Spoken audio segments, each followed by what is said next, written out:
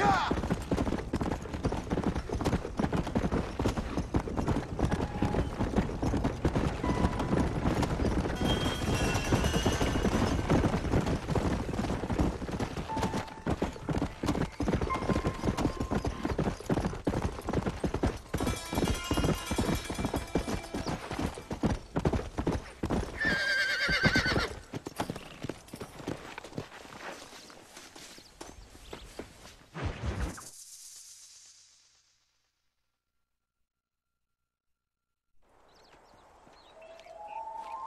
Mr. Marston, I've been hearing about your plans. Have you, Miss McFarland?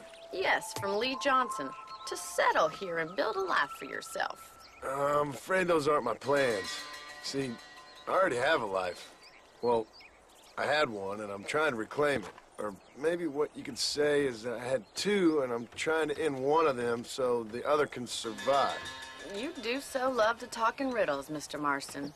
Do you do that, I wonder, as a substitute for having anything interesting to say? Probably, Miss McFarland. Oh, call me Bonnie, you fool. Call me Bonnie. Miss McFarland, I'm married. I have a son. I had a daughter, but she died.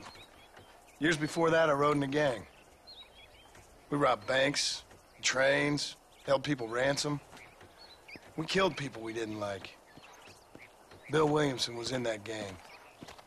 Now, if I don't capture my former brother in arms, great harm will befall my family.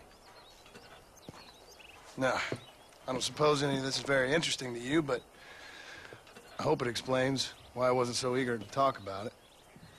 No, I do understand. I had no idea. You poor man. Even in this new country, memories don't really fade. My father was an illiterate Scot born on the boat into New York. He never saw his homeland, but to hear him talk about it, you'd imagine he only ever ate haggis and wore a kilt. And he hated the English for what they had done to his great-grandparents that he'd never met. People don't forget.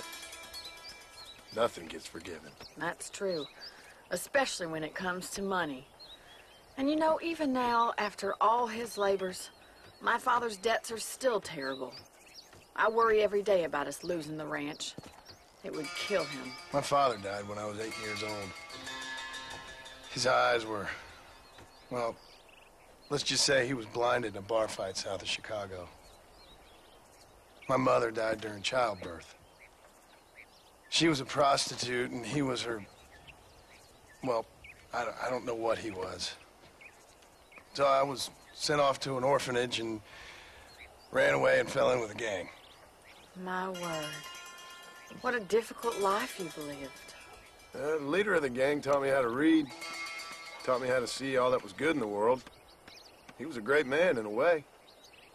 But you killed people. Sure. And I've suffered for it. And that's the life I left, or tried to leave. Said too much, Bonnie. I'm an uneducated killer, sent here to do all I can do well.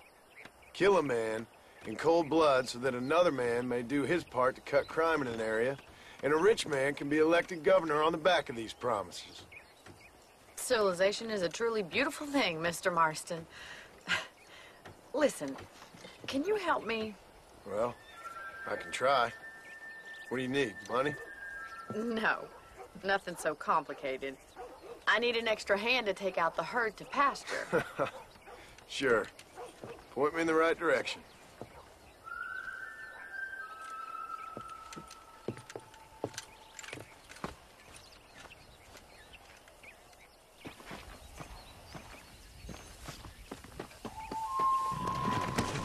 Let's head over to the cow pen. It's about time a budding farmer such as yourself learned how to herd cattle.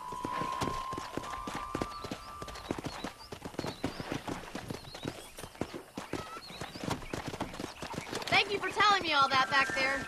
It must have been hard for you. I hope you understand now why I've been playing my cards somewhat close to my chest. I didn't know you had a wife and child. Then again, I don't think I ever asked. They're lucky to have a man like you. I ain't so sure about that, but thank you. Hey, come on.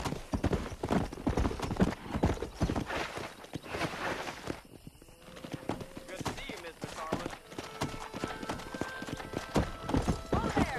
Yeah.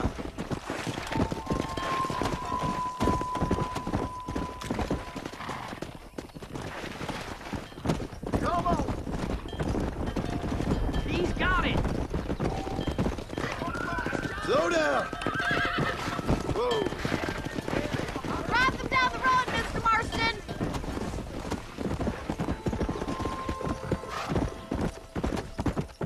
Slow it up now. Let's go. This way. We need to take them out to the pasture. Come on, easy up now.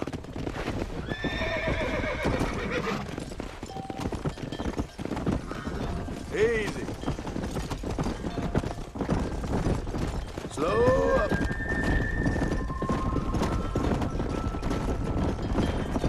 Whoa there.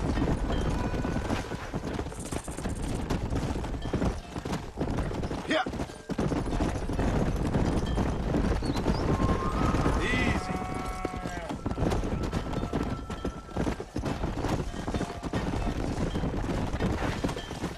Nail it down.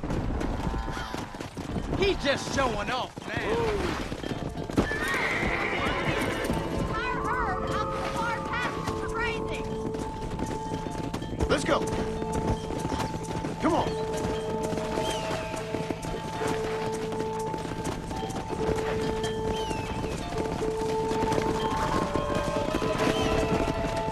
Keep him tight now. Nail it down, Mr. Marston.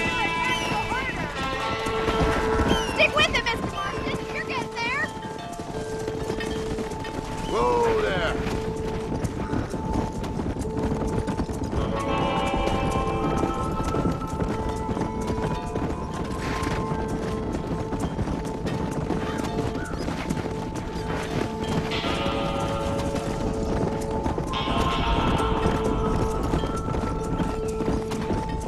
Let's go.